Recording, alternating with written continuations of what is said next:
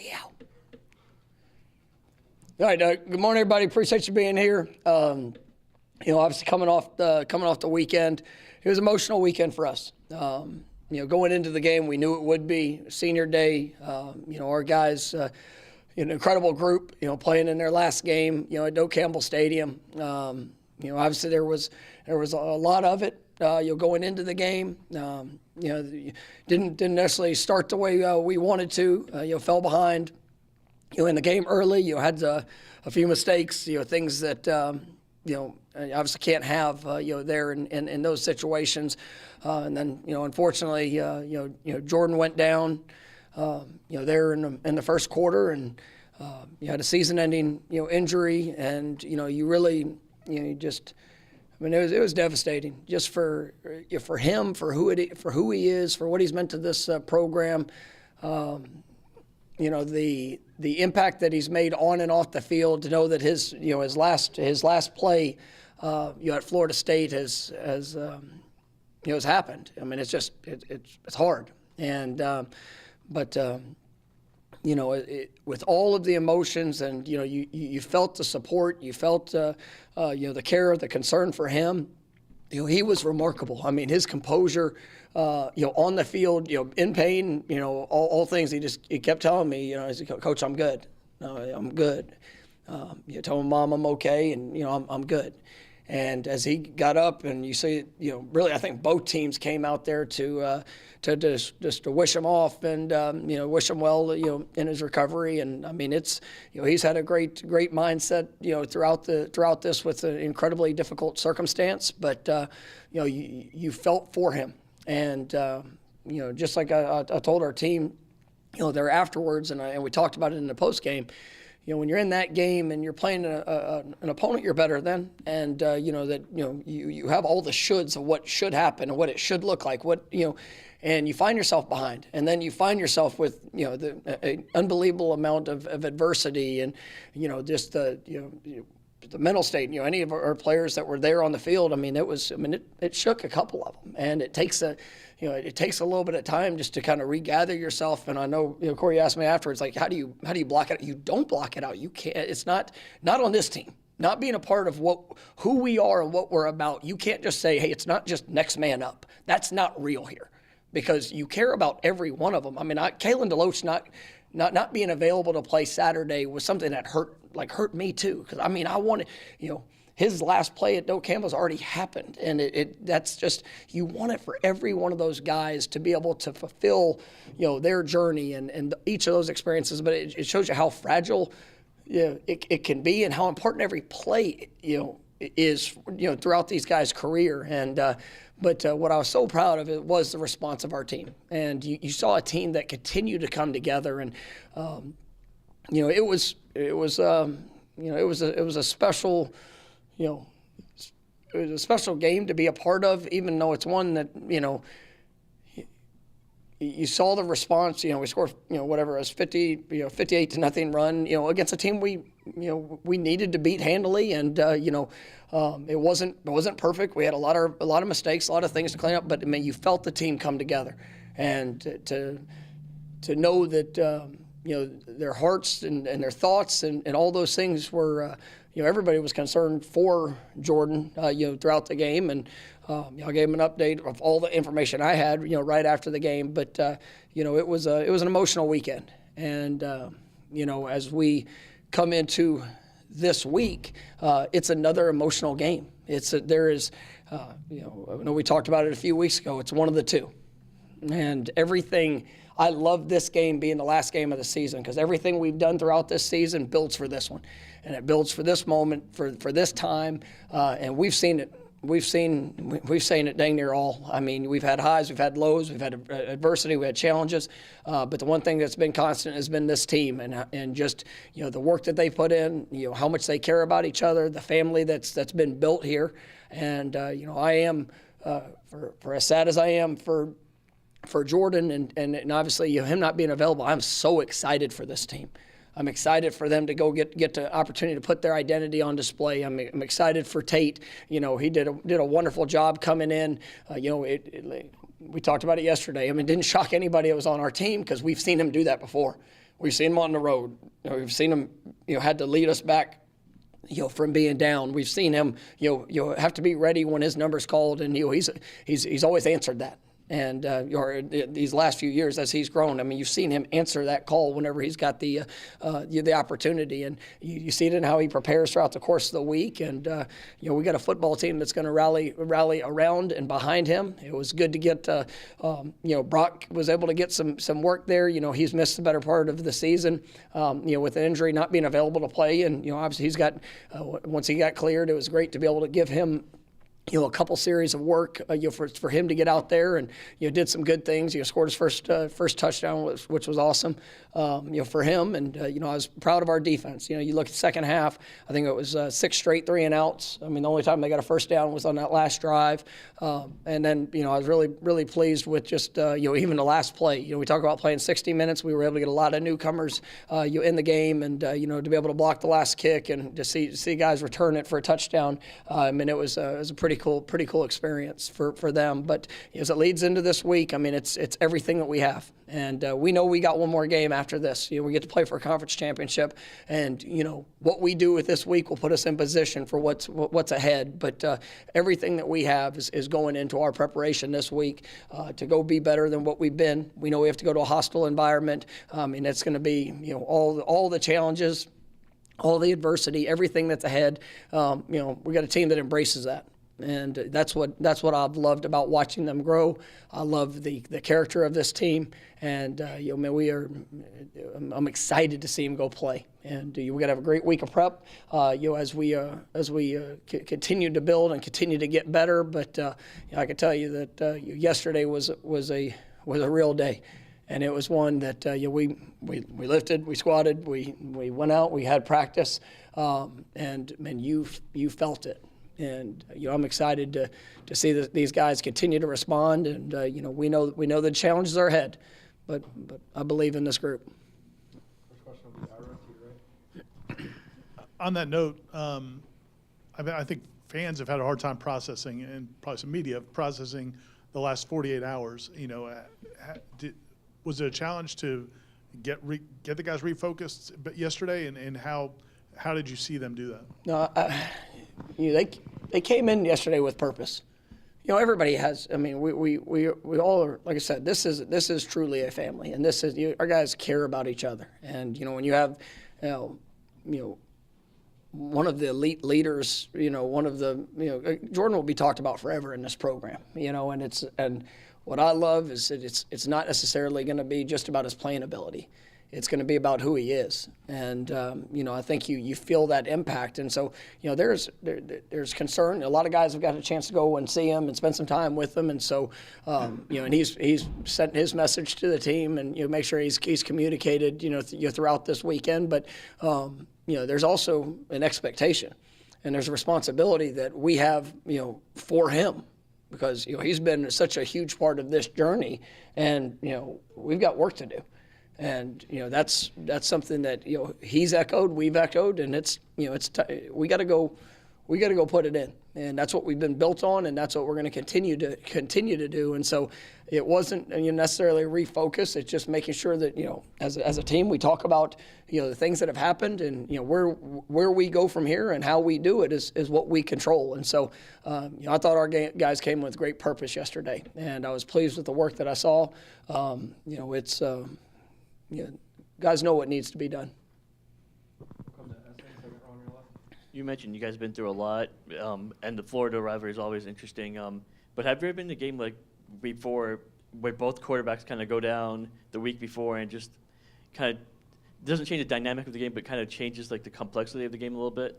Yeah, I mean, it's just to think about both sides. I can't recall that, whether that's something I've experienced in my career, but ultimately, I mean, we don't the guys that step out on that field, offense, defense, special teams. I mean, that's what's going to be ahead of us. And to get a little bit of insight on their quarterback. After coming in later in the game, he did some good things. Was efficient with the ball. Showed off athleticism and speed. As a ball carrier. And so I mean, it's a guy that's been in their system for a couple of years, and obviously he's getting his shot. So.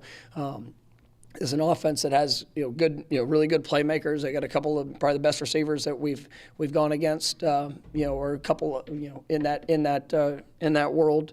I think a couple of guys at LSU are pretty good too. So I mean it's like they're in that spectrum. But a couple of NFL running backs, they're big up front. It's an offense that you see that they've been doing a good job here. These last 4 or 5 weeks, being putting points on the board. So I mean, we got to control the things we can control and to prepare, for what we expect, and then be able to react to anything that might be unexpected.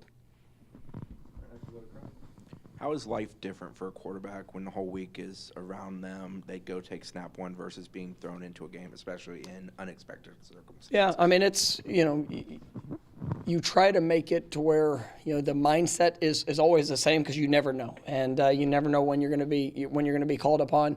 But it's probably different for them, and it's just for Tate to go through it. I mean, it's the same message that I've had for him for however many 3 years now, and you get your opportunity, just go be you. And he is, I've got the utmost confidence in what he'll do. I remember last year on that trip to Louisville, and he went in, and even there right before the half, he had an interception, and probably there were a lot of questions and doubt on the outside of what it could be or what it would be, and I've had a lot of confidence in him, and I've watched him grow over the years.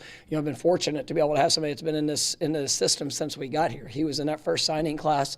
He got thrown in the fire. He started a game. And it was maybe the second or third game in his career. Now, it wasn't a real fun start, and I hate that we had to put him in that position, to be honest with you.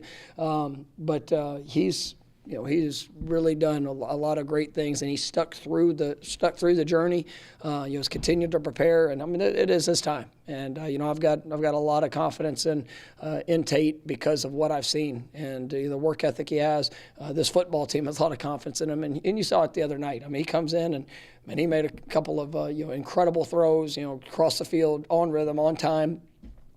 He's.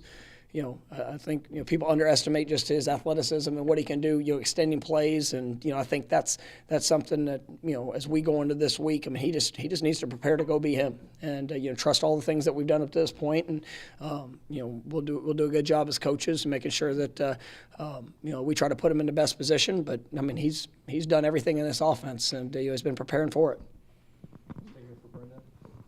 Following up on that, and you alluded to it, that Tate has grown in his time here and he's gone through. I guess what areas have you seen him improve on since day one? Really all. I mean he was he came in.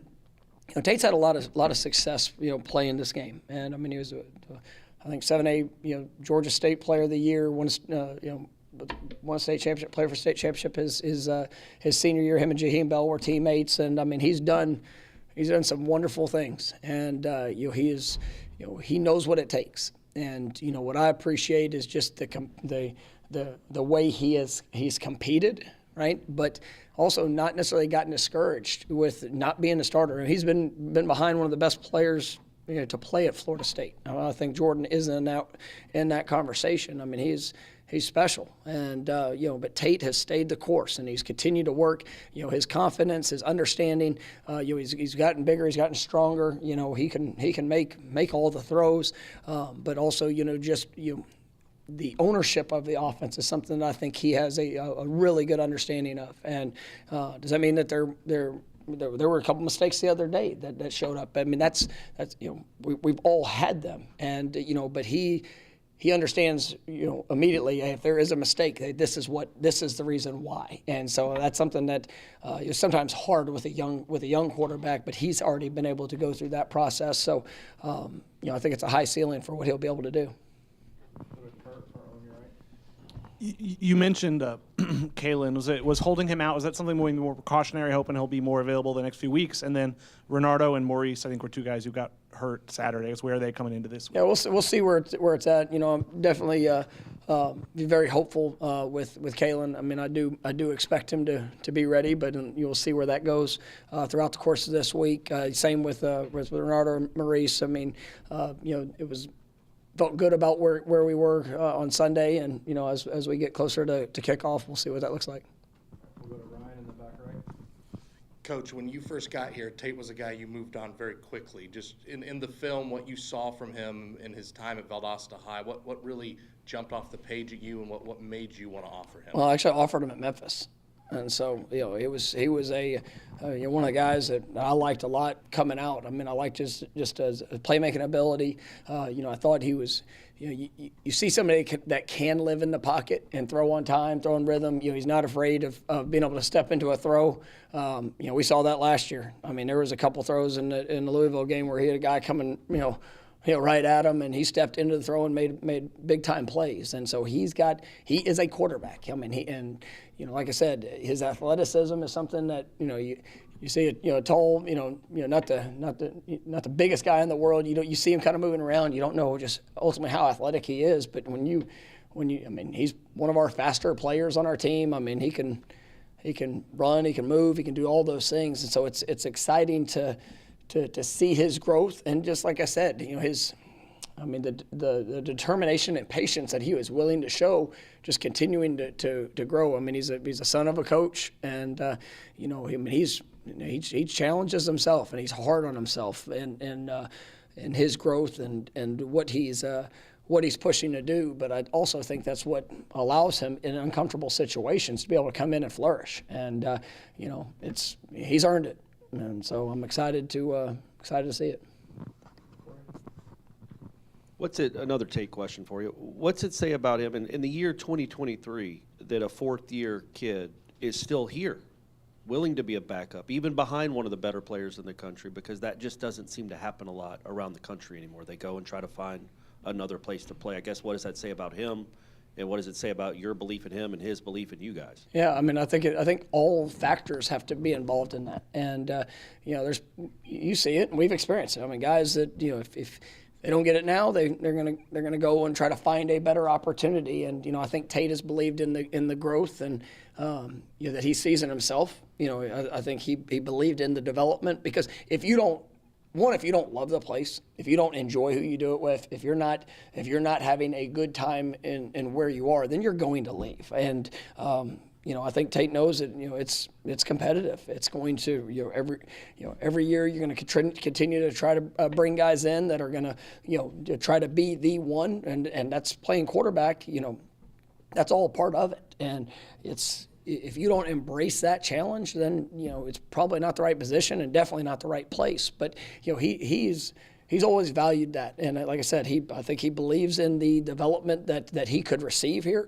And I think it showed up. I mean, because when he's had his opportunities, I mean, he's been as efficient, you know, and the time of back or, you know, mop up or whatever you want to call it. But when you go in and you have to play, you know, and the efficiencies he's had has been really good. And last year, you know, like I said, in the one opportunity where we needed him, I mean, we're down on the road, you know, what was it, third game of the season, and, you know, he brought us back.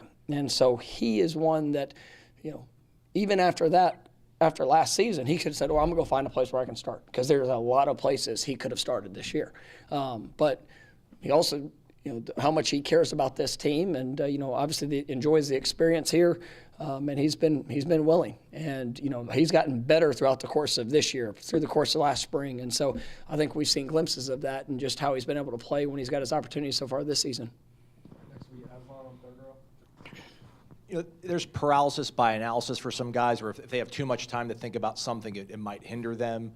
How different will it be for Tate to kind of know, like an entire week, that it's his show to run versus some of the spot duty he's had in the past? Yeah, I mean, he's played this game, and he's had to, you know, you play at the top level in the state of Georgia, and, you know, you have to go through that experience as a high school player. You know, he's played in pressure-packed situations where he's known he's been the guy. Now, is it a step up when you're in college? Yes. But he's had to do that before too. I mean, this will not be his first start, you know, that he's taken. Like I said, the one a few years ago, oh, absolutely. It was probably a real challenge for where he was just being a young kid getting thrown into it. But he's been preparing for this, and I'm not worried about any of the other factors. Just go play his game, and I've got very confident what that'll look like. Next will be Jordan, third row on your left. Coach, for a while, Florida State had a fractured fan base. What did it mean, the support from the Florida State community to Jordan, in the coming days since the injury? What did you say about the fan? It was kind of a fractured fan base when you got here. People were. Oh, fractured. Okay. I was trying to figure out what word that was. All right. We have an unbelievable fan base, and it's one that, to see the support this year. I mean, I said it, we had finished the season with five straight sellouts, and it's pretty big, and especially in the fact that we had 3 straight home games in the month of October. That's challenging, and but I mean, you see the support of this team, and it's not only we're undefeated, great, yes, but it's also how they play. It's how much they care. The way these guys value representing Florida State in general, and to all the past players, to everybody that we get a chance to step on that field and speak for in how we play. I mean, it's big, and obviously when a player goes down, and Jordan has earned every bit of the support that he's gotten, because he's real and he's true, and he's a remarkable young man, and I mean it's been overwhelming support from all. I've had most of the head coaches in the league have texted me or reached out, just that their teams, their programs, the university, they're praying for Jordan, and they're thinking about him because they know the competitor. And sometimes when you compete against somebody, you get a different insight of who they are. And I mean, he's pure and true, and so he's been remarkable. And I appreciate our fan base just for all the support throughout the season. And obviously it was definitely on display this Saturday, and it continues to be on display daily. We'll go back to Ezra. In the first 9 games, the secondary allowed 4 touchdowns. In the last 2 games, they've allowed 4. Is that something that just needs to be cleaned up, or just kind of a little regression to the mean as well?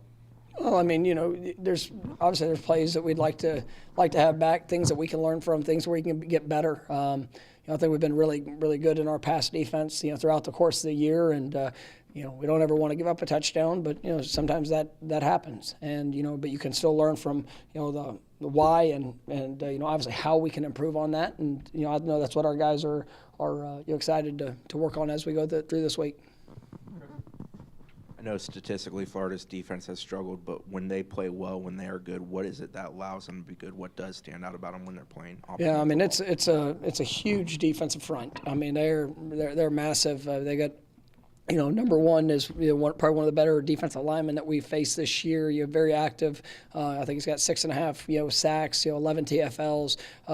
He's a really good player. We saw him last year, but he's done a nice job for him. But you see the size that they have up front. I mean it's a big group. Got a couple big corners that are aggressive in nature and how they play, and have done a good job. For the most part throughout the course of the season. I mean. And what they do, but they're going to run. They're going to. It's a big athletic group that's playing on defense, and they do a lot schematically. It's something that's going to be a big week of preparation for us because of the volume of things that they're going to try to throw at you. So we've got to try to make sure we settle that down for all of our guys. As we get through the week. But this is it's a talented group. All right, we got time for 2 more. Go to Alberto in the back. Hey, Coach, could you tell us the extent of the conversations you've had with Jordan personally since your post-game presser Saturday night? I went and saw him, afterwards, and just being there for him, and just helping him to understand the support, because it's tough. I mean, when as much as anything else that you're for a program that you love so much that you're not going to get the chance to go and play, play another snap. I mean, it's just hard. And but he texted me first thing Sunday morning, and it was something that was I'm not going to go into all that it said, but I mean it was special. And I actually I shared it with the team there in our meeting Sunday afternoon, and I mean it's just he's a remarkable young man, and his belief in his teammates, his belief in our program and what we do, he's been a living example of it. And then, like I told our team, you never know when your last play is going to be, but the one thing in life that you never want to experience is regret. And I believe Jordan is very, he's very composed and comfortable in where he is, in one of the most challenging situations you could ever experience, because he doesn't have regrets. Like, he gave all, and it was in every practice and every game and everything that he did. And so knowing that, the journey of being a player at Florida State, he's not going to be able to make that impact on the field anymore. But there's not a regret in how and what he did. And unfortunately, it came, his time ended a little bit before, our last game. But he's still going to make an impact, and that's just what's so special about him. And he's making sure that he's communicating and continuing to lead in every way that he can right now. Last one will be Corey. There's another undefeated team that thinks the world's out to get them right now. Their coach is suspended and all that. When you guys lost your starting quarterback, people decided, oh, their season's over. And there are people thinking even if you go 13-0, you might not get to go to the playoff because of what you could do in late December or January in the playoff. How much do you use that with this team to be like, hey, man, this season's still going and we're still really good and we have everything out in front of us? Is it a rallying cry that it does feel like the rest of the country stopped believing in Florida State late in the first quarter on Saturday night? Yeah, I mean,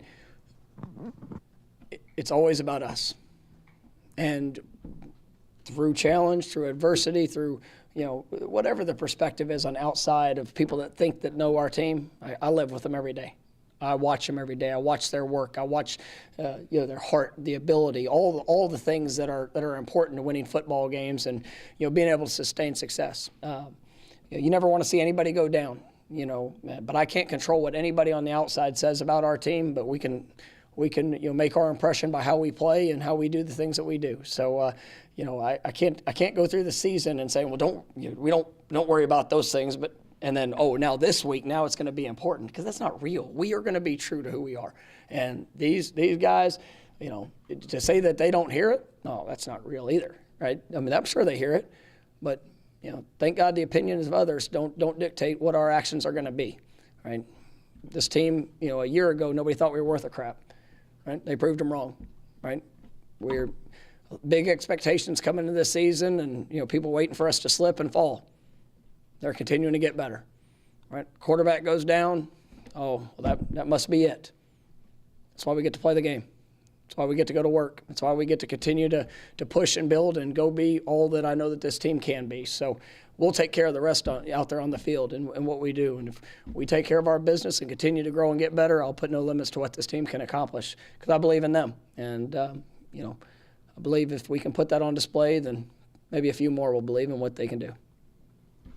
Thank you, guys.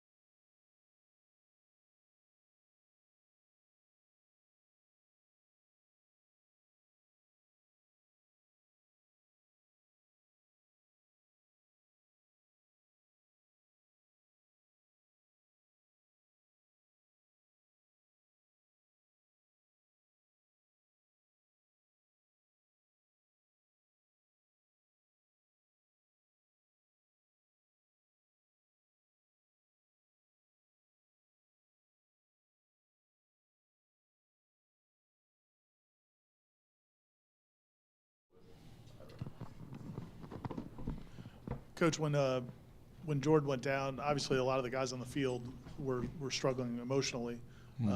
What did you see from them in the way they kind of regrouped as the game went on, and it seemed like played pretty well, especially in the second half? What did you see from them? Yeah, just care. You know, I mean, it goes outside of football or a game or anything dealing with an activity or sport, just seeing your friend down, you know, and seeing somebody who sacrificed so much and you know, and hopeful and all these kind of things. So it leaves the moment of just the game and what's going on and the crowd. It's just more of, that's my, you know, my real friend out there. You know, similar to any of us, we saw a friend down somewhere. You forget you're at work. You forget that you got a helmet on. You forget all that. You just more care for your friend. And so I think in that moment, you know, and we hadn't had moments like that. I mean, you saw even at the bowl game when Jazz went down, everybody ran out there. You know, our team is really close.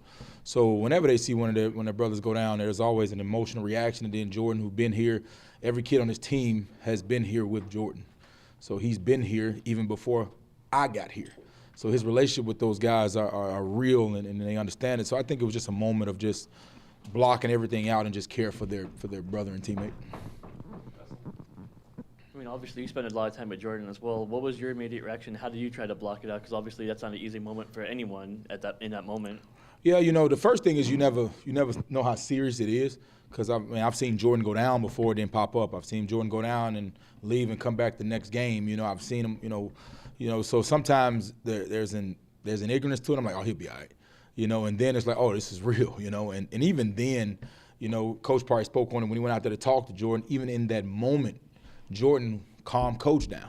Like, I'm all right, I'll be fine. You know what I mean? Like, even in that moment, even knowing what was happening, knowing what was going on, he still had a positive outlook, which is unbelievable. So I think that touched Coach hard too. But nah, man, that was my immediate reaction. That he'll be all right. You know, let's go see what's wrong. He might have did something simple, but then his response going forward, as you see him in the hospital with his teammates, texting us, texting his team, texting Coach. He read a text at the team meeting yesterday. So, you know, he eases the team just like he's done with his play, with his style of leadership, all of it. So, you know, that was my immediate reaction.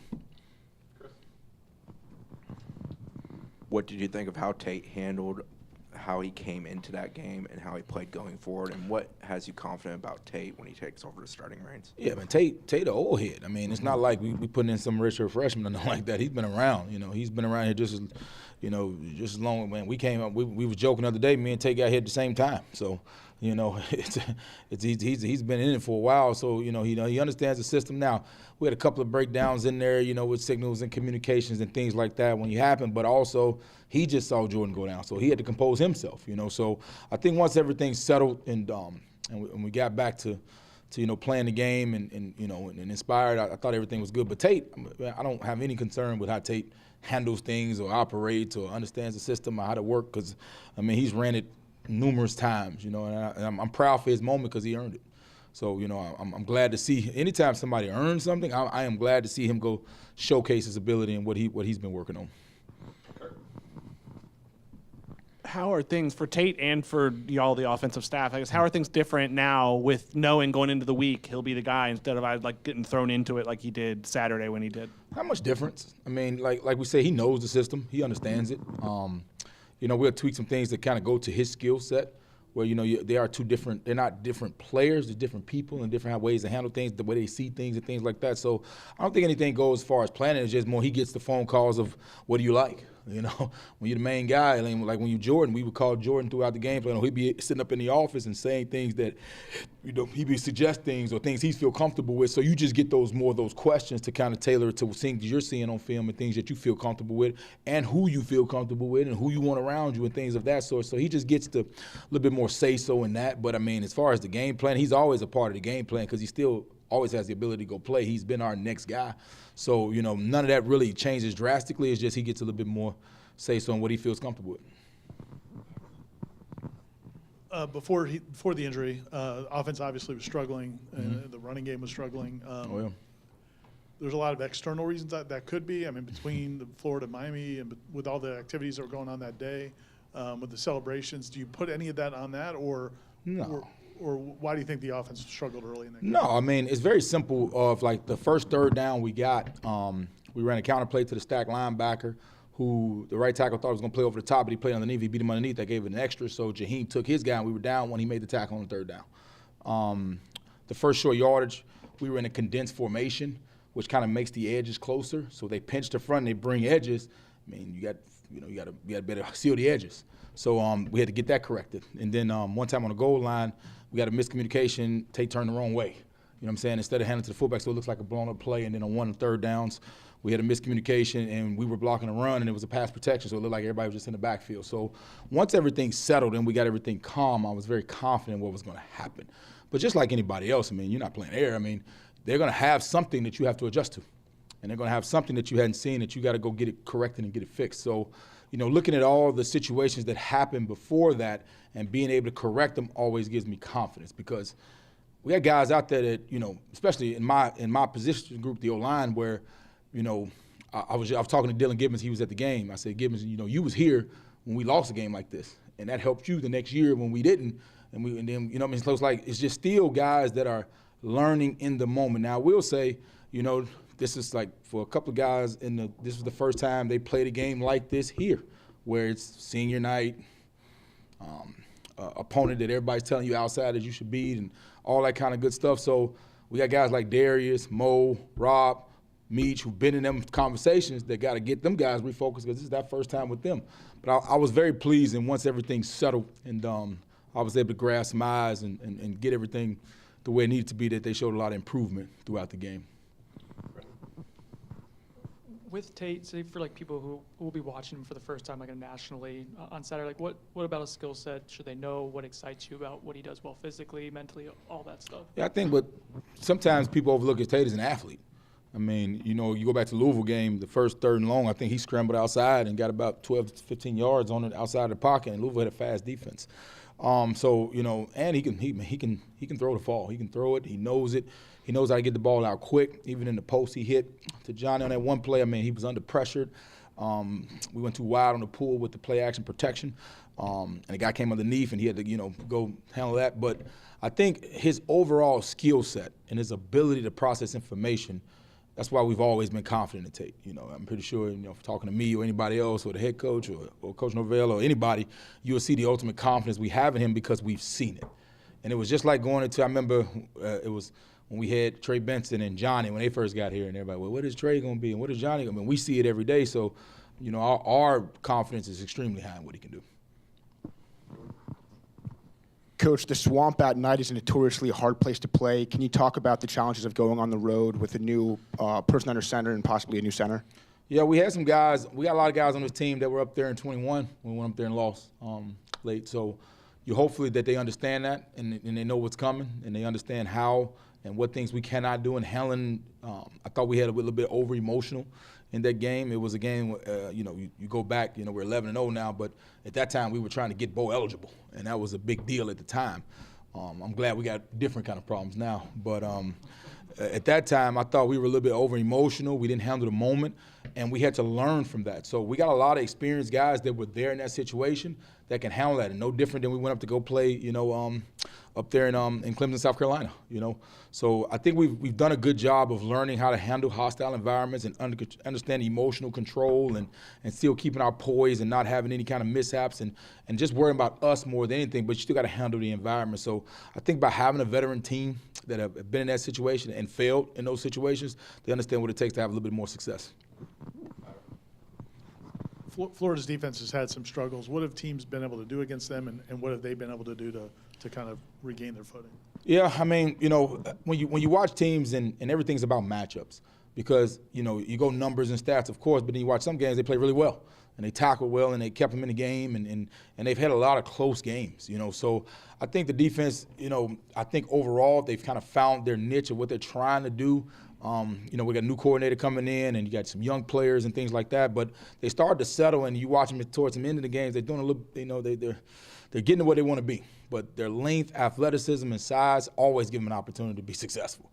So, you know, we're going into this thing, you know we got to be ready because they're long. And, this game is a little bit different than the other game they played. You got the in-state rivalry and all the history behind it. So, we're gonna get the double swings. It was very similar. We played them at 21. It was some adversity going on that side where, they coaching changes and wasn't playing well and all that don't matter. It starts off 0-0, square, and we got to go execute and be on point because we're gonna get the best.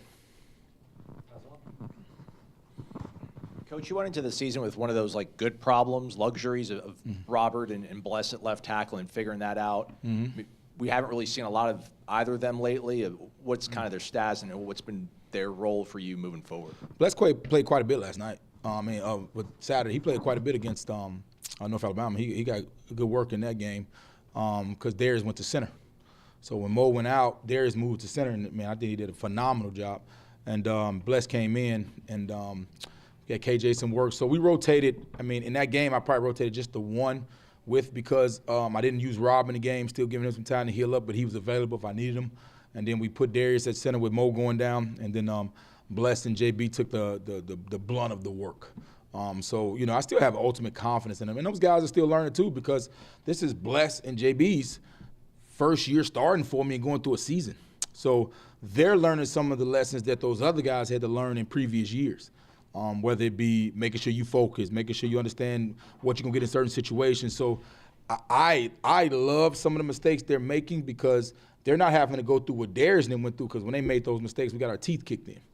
And it was very detrimental. So they're making those mistakes and we're still having some success. So they have to learn through the adverse moments but still not hurting older guys. It's like, hey, man, we can't do that. So I've been pleased with their progression throughout the season, and every time a new issue comes up, I like they're attentive to get it fixed so we're able to show improvement as we go. So, man, just going through that journey, I'm glad, I'm getting them the experience they need so we can still have some success because those are guys that are likely to be back with us too. Brock was able to get a few series out there. I guess how would you assess he did with the time he got? And I don't know if you care to comment on the touchdown celebration. He looked a little stiff in the shoulders. Thought, you got to give him a little sauce. But no, man, Brock is a ball player. I can't, talking about as far as getting thrown in there, processing information, not having mistakes, and I gave him, a little bit of we were in the offensive meeting, I gave him a little bit of talking because, on that play we don't pull the ball, but I think he knew what he was doing. He wanted to go score. So, I think he had a little bit of that in him. But no, I like Brock, man. He's smart, tough. He had to come through some adversity, was limited a little bit, and now he's back in that thing, healthy and ready to roll. And what I love about Brock is he stalks Coach Tokarz. Anytime we have anything, he'll make Coach Tokarz come in his office and restart it and reteach it and keep doing it and keep doing it. And you love players that stress coaches. Like, hey, man, I want you to be on my back about things you don't know because at the end, you control your destiny of your career. I'm here to assist, and I'm going to coach you hard, but if I'm missing something or you feel like you ain't got it, come stress me, come stalk me, and that's what Brock does. He put that heat on Tony to make sure he knows what's going on and understands it. So I'm loving what I'm seeing from his development. He's also, man, I was a little surprised how he got out there and ran pretty good too. He got some speed on him. So I think, I give him a hard time about his mustache right now. I don't like it, but I do think, man, Brock's gonna be a special player for us. The backs up and down had a really good game the other night, very productive. Sam is a guy that, a lot of people haven't seen yet because he's a freshman. How pleased were you with him in that game, and what is he a guy in these last few games that he could become a weapon for this offense? Yeah, man, Sam, one thing he has an elite speed, track guy in high school, and could really, really, really run. I think once he gets comfortable, gets banged up a little bit, he had to go through some adversity. So he got in there banged a little bit, and even seeing him after the game on the one, he said he made the extra cut. He should have just ran. I said, man, you had a chance to show everybody, how fast you were. And he's like, I don't know why I cut on that one. And I think so, just like all the rest of those guys, man, as they learn the flashes of the game and their reaction times go faster, Sam could be a very dynamic home run hitting running back because he's one of the faster backs in that room. Similar to Rodney. When Rodney first got here, I feel like I'm having the same conversation I had about Rodney before this season that I'm having about Sam now. And now Rodney is just one of the guys. He's explosive, runs hard. So it's just that process. We do the Sunday night practices, and Sam been showing up on Sunday nights. So everybody that doesn't rep, they go in there. We get out there on Sundays. We get that work. So they go play another game on Sundays, the game they didn't play the night before. And he's been flashing in that, so he earned those carries, because if you're not flashing that, we're not going to give you those carries. We got some other guys we can go in there. So I think as he continues to progress and trust his speed and start seeing the flashes and reaction, he can be a special back for us. Thanks, man. No problem.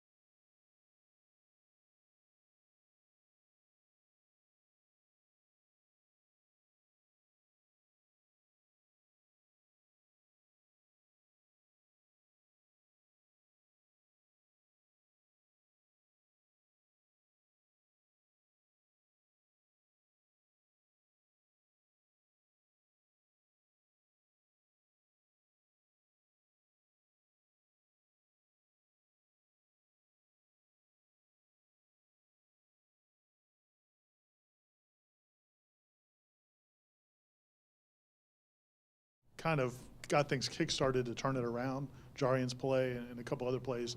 What'd you see from those guys, just how they handled the emotions of, you know, getting behind, Jordan getting hurt, and then rallying around each other? Yeah, before the game, I talked to the defense in our briefing of just, you know, to use all the emotions, you know, really hitting upon the fact of their last time in the Doak for a group of these seniors. And I said it'll be an emotional game like most of them are, but we got to channel the emotion and, you know, use it to our, you know, positive for a way to focus. And never thought it would have, you know, been in that end of the emotions with just how the game started in all facets. But, you know, I was proud, not surprised. You know, it's been one of our strong suits to be able to deal with the ups, the downs, and everything that goes with it. Obviously, you know, that was in a different level with what happened early in that football game. But, you know, just proud of how we responded even, you know, through our emotions throughout, you know, that early part of the game. You know, nobody planned to draw that thing up the way it went. But, you know, we had a sense just from a football standpoint that we were going to get a lot of the junk that we got from them. And, you know, it was just, they just happened to execute them all in one drive, you know, and really it came down and we just settled them down in multiple ways, schematically, but as much that emotionally. And I thought our guys did a good job of coming together. To follow up on that, Adam, what is the messaging in that moment to your group about handling emotions, and even for you, like you're dealing with the emotions, I'm sure yourself. So I guess how do you go about handling that and dealing with that? You know, we're not robots, so you can't compartmentalize, okay, now it's this, let me go into this mode. I think you're trained through it by just how you live your life, you know, and the ups and downs of it all. And, you know, I hate to say you have a job to do because this is still a game for these guys. And, you know, as high of a level that we play and coach at, you know, you just want to be able to get back to who you are. And that comes down after you get a strip sack fumble. And that happens when you lose one of your leaders or when you go down in a game that you're highly favored. You know, I think you train for that daily, you know, and we live in, you know, a way in this, you know, at this level of football and this level of entertainment that, you know, there's going to be negativity, there's going to be high positivity, and you got to try to live in both of those worlds and still operate the same, which is just a mind on the next step and trying to be better. And easier said than done, but that's how we train every day. And so you're kind of built for those moments, even though you're not prepared for everything that comes, you're prepared how to react to it all. You mentioned the strip sack fumble. Was that just something that you guys just needed on the sideline just to turn things around a little bit, or how much did that help on the sideline? Yeah, I mean, we called strip sack fumble blitz, and it was great that we executed. We save them. There's only a certain number you have. Some just happen, but most of them we just call that way. You know, the Clemson one this way. It's just how we operate. But, you know, it was, you know, sometimes in those games, when you're playing those games, you know, those third downs are pretty interesting. You want to kind of, you know, you want to attack, you want to be smart, you want to kind of see how the game's going to play out sometimes. And then, you know, sometimes you just know plays need to be made and you just make sure you put your guys in the best position, but then they got to go out and do it. And, you know, it was actually a screen set up. They had a screen set and our guys did a good job of covering it. So it gave, you know, J-Dub the ability to get there in a little bit longer extended play, but he made the most of it. Anytime you can get a sack, create the takeaway, but also get on the ball. That was a big-time play by him. Coach, I think you kind of have like a unique perspective on this, you know, being a defensive coach and seeing what happened to Jordan. You know, I guess some people characterize that tackle as one of those hip drop tackles. I know that's something that's been talked about in a lot of football circles as being a play that should be outlawed or looked at. And being a guy that's coaching defense and trying to get guys onto the field, obviously, to tackle them. I mean, what are your thoughts on that play specifically, and how do you guys go about? We don't see you, I don't think, coaching that play. But how do you guys go about coaching tackling? Yeah, I don't know if we've had that situation here on our side of the ball in the 4 years I've been here.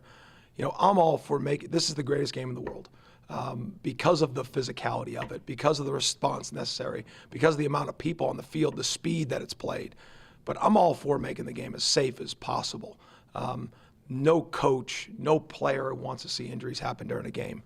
And how do we keep the integrity of this great game of the physicality, the speed, but also make it safe? And I'm kind of aligned in the party of, you know, I want to be forward thinking in how we can do that. Because no matter what rules you play, there's still going to be physicality in this football game. It's about moving people back and forth, the space created, the space taken away. And, you know, I don't have all the answers to, you know, to how you fix all the injuries. But I am a big advocate of making this game as safe as it can be, you know, within reason of how you do the rules. So you were all set up to play a guy that had started 1 million games, and now you're playing a guy that I think I just looked it up has thrown 8 passes in his college career, has run 12 times, or vice versa. Somebody's been on the field very few times. How do you go about game planning for him? Do you go back to like his huddle film from high school? Would you even think to do that, or is it more about game planning for the Florida offense? And do you expect it to change now that they've got, I guess, probably a more athletic guy behind center? Yes, very, very much so. You know, the 3rd and 3 keeper for 20-plus yards got my attention really quick. But when you're a backup quarterback, say, at this level, I mean, you've got skill set. Maybe sometimes you just need an opportunity, right? Sometimes coaches play the guys they think are best, but sometimes it takes an injury or sometimes it takes somebody not playing well for that person to get the opportunity. And you really don't know how they're going to respond. We will go back, and we've done that. We'll look back at transfers, previous schools. We'll look at redshirt freshmen. We'll look at their high school film because the traits of the player are still the traits of the player. Now, how they perform those traits within the scheme, within the environment they're put in, like that's the uncalculated, you know, thing that you got to kind of measure. But these guys have had a lot of success running the football. They got 2 really talented receivers. You know, their head coach is the play caller, so he's been doing it for a number of years. So you take all that into account of how much will change, and that's all part of just game planning for this week. I know he's not on your side of the ball, but you probably have a unique perspective going up against Tate in practice the last few years. I'm just curious, I guess, for your impression of how far he's come and just the progress he's made. Really, it's been more obviously on the practice field than on in games. Yeah, I mean, Tate's a valuable member of our team, and he's always been one of the better athletes. You know, you see him just playing catch, running around. He's on our hands team. You know, outside of the quarterback play, I mean, he's as athletic, and he's got good speed, long, got good hands. But I will tell you this, when his number's been called, he's been prepared. And whether that was in the backup role the last couple of years, you know, and when he's got the opportunity, he's gone in there. and he's done the job. We have all the confidence in the world in Tate. Coach Norvell was talking about Florida's receivers, and obviously Pearsall had a really nice game last year here. Renardo didn't look like he was available later in that game. How's that group looking? And if you could also talk about Azaria and how he's played the last month or so. Yeah, I really feel like we've had 3 starting corners throughout the year. Obviously, Fentrell and Renardo have been starting the majority, but there's been games where AZ has gotten more playing time than the others. So, just the guys go down and other guys step up. Having the ability to have J-Dub have been playing nickel and corner. Greedy's given us valuable time. We've used Kevin Knowles in there at nickel, which allows us to move some guys out. So this is why you build that depth, and you never, hopefully everybody's available. We'll plan for that to be accordingly with Renardo. But if not, or if somebody else goes down, we're prepared for those moments. And so, I think Azaria's gave us really good snaps. And, if he's out there at corner more times, then it's probably just more plays will be made by him. And they do have some talented wideouts, and the Pearsall kid had a really good first half against us. And it's important that we know where he is and do a good job with him. Patrick Payton, probably not getting the sacks he wants during the season, but has 9 batted balls, 2 in the last game. What has he done so well to, even if he's not getting to the quarterback, impacting the pass game? Pat's really intelligent, and he plays to the throwing side hand a lot.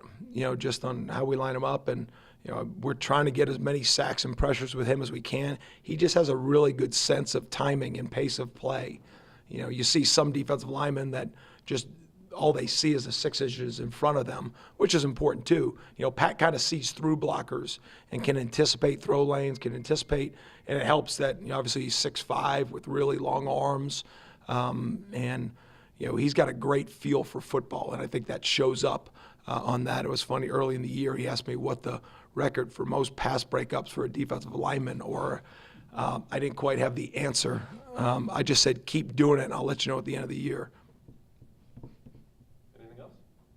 You have the answer now or no? No, sir. At the end of the year. Perfect. Thanks, Coach. Thanks, guys. See you guys.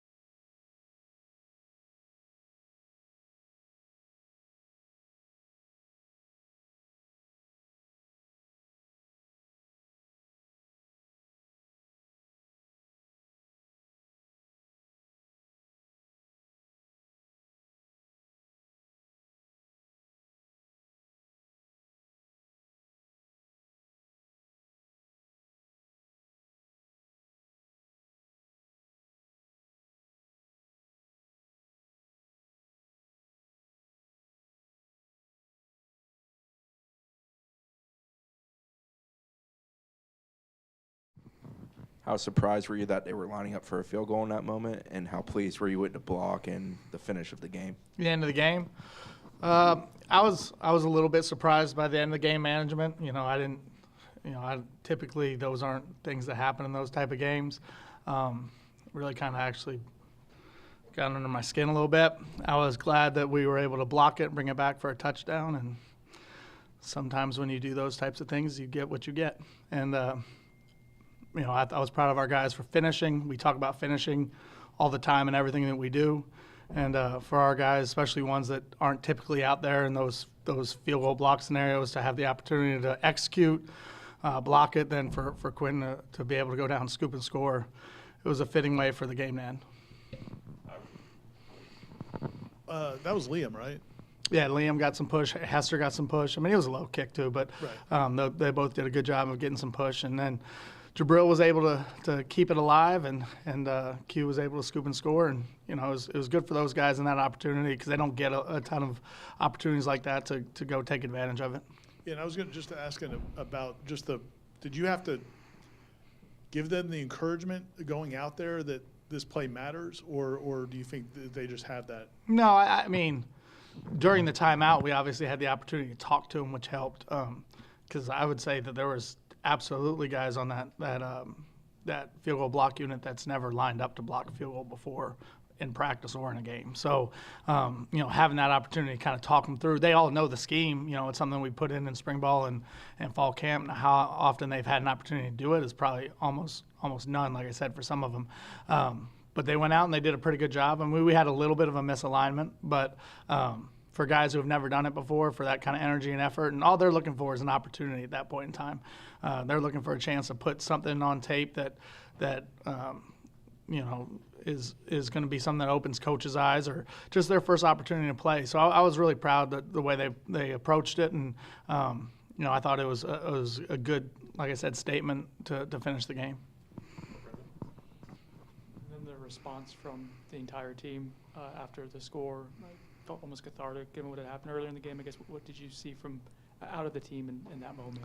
Well, one of the things about this particular team, and I know it's probably been said by all the coaches that have been up here talking before, but we do have a really close team. And one of the things I appreciate about our team is our older players are really invested in our younger players.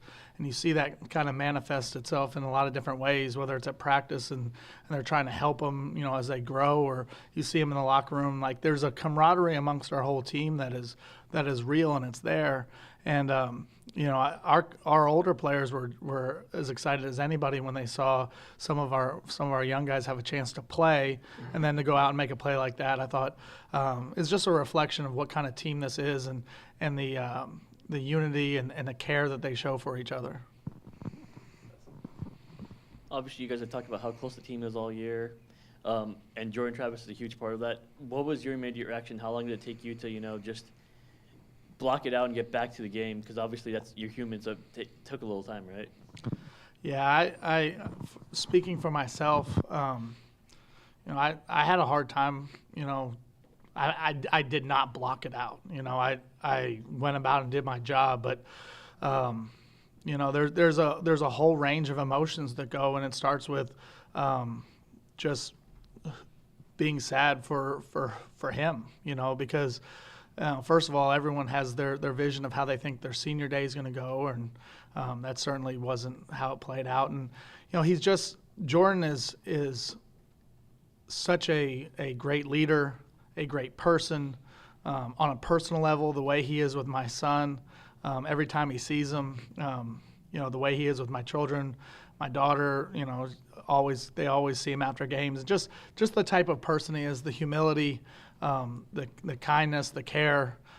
You hate to see things happen to anyone, but you certainly hate to see those type of things happen to people who are just great people. And so it did, and then not to mention the fact that he's the leader of our team, and he's really the unquestioned leader of our team. So it did hurt. It hurt coaches. It hurt players.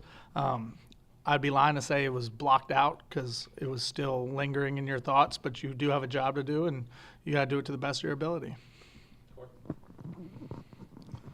It's probably just going to be specific to the game that was just played, but on those Pooch short kickoffs, is it just an automatic to wave a fair catch? Because I feel like Morlock could have housed that thing if he'd have run with it. Yeah, so we do it a couple different ways. I mean, we have what those sky kicks, we call them. We have sky returns that are built in. If a team has a high tendency to do it a lot going into a game, we usually have a specific return design for that. We knew that there was a chance that they weren't going to kick it deep to us. That really hadn't been their MO going into it.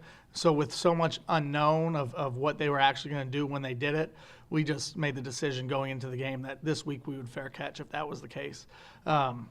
There's been other games this season where we had a specific plan going into it that if they do sky kick it deep, this is what we're going to do and how we're going to return it. So it's really just how much information we have going into the game that determines what we do with those kicks in that situation. With the defensive ends, you got to play a lot of guys, especially middle of the third quarter on. Who stood out to you, man? Who was the best of the bunch that doesn't get to play a lot on your defense, that made the most of their opportunity, I guess? That's You typically in a game like that, that kind of got under control for us in the second half, we're able to play a ton of people a lot, just because of the fact that we had some 3 and outs and some we didn't, those guys probably didn't play as much as they would in other circumstances. I think Jane Jones played 6 plays. I thought he was very solid in his 6 plays. I thought he played hard with good energy. Hester played 4, 5, 6 plays. Lamont Green played 4, 5, 6 plays. So not enough to really tell, but I know they're all hungry for their opportunities to get out there, and I'm happy anytime we can provide those opportunities, because those guys work really hard, and they all have really bright futures here. I'm sure you went into that game hopefully you'd get Tyler an opportunity in his last game at Doak as well. I guess I'm sure he didn't come here obviously hoping, he didn't come here wanting to be the backup, but what have you seen him do this season? How much of an asset has he been to Ryan, and how nice was it to get him that moment? Well, I mean, the way Tyler has handled himself since he's gotten here has been tremendous. He knew coming into it, I'm always very clear and upfront with how things are, that it would be a competition, and Ryan understood that as well. And like any competition, there's going to be somebody that wins and somebody that doesn't. And I think he's handled all of it with a great team mindset. He's been very classy. He's been a good friend to Ryan, all of that. And he's been a supportive teammate. And I did want to get him an opportunity to go out there, because unlike other positions on the field, you can't just kind of free sub, your kickers. And, that we were able to have the opportunity to get him a kick, regardless of what happens in the future. He's going to go down and scoring a point at Florida State. And that was important to me, just to be able to give that for him, because I think he deserved that opportunity to be out there, because the way he's handled himself. And I think he's a really good player. So we'll see. We don't know what the future holds, but we'll see where that goes. This year, Patrick Payne only has 3 sacks, but 9 batted balls at the line. Obviously, I don't know if is that coached, or is that just kind of instincts for him, as well as a kind of combination of both? I think it's probably a combination of both, from the standpoint that, we do emphasize getting our hands up in throw lanes. We drill it, we practice it. It's always, it's a part of every day's practice. But also Pat, with his length, obviously, his height and his arm length, he has a great skill set for that, but he also has a great feel for the game. Pat, I've said it, a bunch of times, he has as good a feel for how to play the game as really anyone I've been around, in terms of his instincts and how he has feels for blocks, for pass rush, for getting his hands up at the right time. And, I think the fact that he has, I think it's 9 pass breakups, is a reflection of that skill set and those instincts. Coach, can you just talk about what you saw on the fake punt and whether or not you guys expected to see it in that moment? Yeah, if I'm being really blunt about it, it was really a poor decision on my part to leave the punt return unit out there. They're at their own 22-yard line. It was 3rd and 7, I think, going into the play. My mindset was, get our punt pressure unit ready. When it went to 4th and 1, I should have put the brakes on it and said, no, let's just go punt safe. I didn't. Obviously in hindsight, I regret not doing it, because that goes against kind of some of the things that I believe in. But I made a calculated risk that ended up being a poor risk at the time, and they were able to convert. And it's one of those situations that I'll grow from and learn from. I know better, and just they ended up taking a chance, and it paid off for them. A lot of times, after significant injuries or setbacks, teams can kind of rally together even more than before. Did you see any of that in the second half? And what did you see from the team when you guys came back Sunday? I think we got a team with a lot of resolve, who, in a lot of different ways, in a lot of different situations, we always use the term response in our program, and we find a way to respond as a team. And, I didn't really have any questions or doubts in terms of how our guys would come out and respond. you know, and then they do need the time to go through their process in terms of how they, you know, their feelings, emotions, how they feel about all of it. And, you know, I know this, that you know, on Saturday and for the rest of this year, we're going to have you know, we've always had a motivated team, but we're going to have a team that has a purpose to go out and represent. And, you know, I really am not concerned with how we'll respond, because I do know who these guys are and what they're all about, and they're a tough group. Okay, thanks, guys. Thank y'all. Have a good Thanksgiving.